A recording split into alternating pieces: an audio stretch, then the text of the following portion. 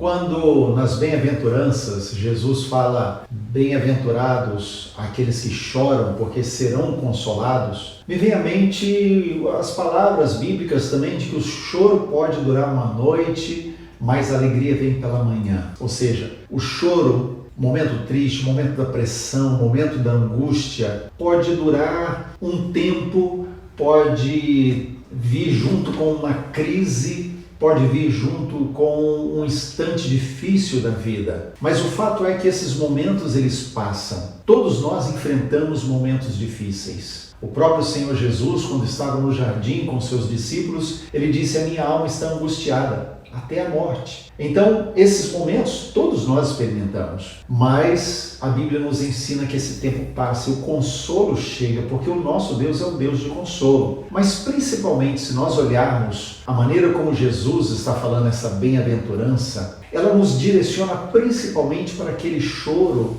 que nos vem à alma por causa do nosso pecado. Aquela dor que nós sentimos quando nós percebemos o nosso real estado, quando admitimos as nossas fraquezas e a maneira como nós temos vivido longe do padrão de Deus. E aí, quando nós choramos diante de Deus, a Bíblia nos ensina, e Jesus fala nessa bem-aventurança, nós somos consolados.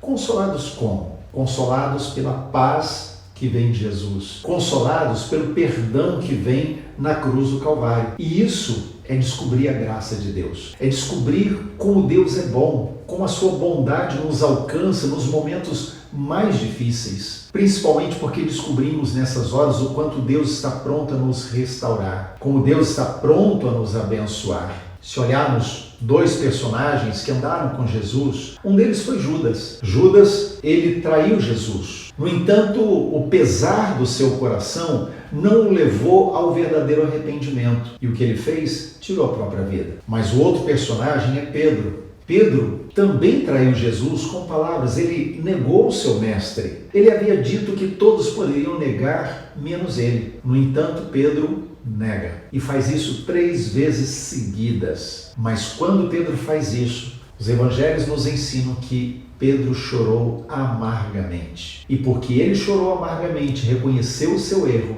ele encontrou consolo e não apenas isso, mas ele encontrou a restauração.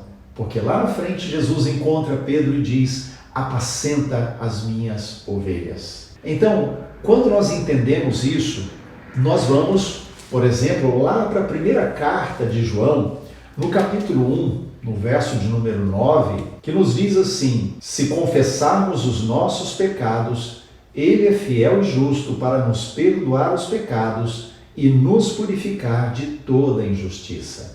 Então ele está falando aqui que quando eu olho para o meu coração, olho para a minha situação, olho para as minhas circunstâncias, para aquilo que envolve a minha vida, e eu choro diante de Deus pela minha fraqueza, pela minha incapacidade, porque eu sei que eu não posso e não sei nada, então Deus vem e traz aquilo que eu preciso. Ele fala, Ele vem e perdoa, Ele vem e purifica, Ele vem e restaura a minha vida. Por isso, lá em 2 Coríntios capítulo 4, no verso 17, diz que a momentânea tribulação, ou seja, o choro momentâneo, aquele lamento que vem em algum momento da nossa vida, principalmente por causa do pecado, porque nos lamentamos pelo pecado no nosso coração, ele pode durar um tempo sim, mas esse choro vai produzir um peso de glória que é eterno. É isso que Jesus quer nos passar, que eu e você podemos chorar e seremos felizes se chorarmos, porque encontraremos nele o verdadeiro consolo.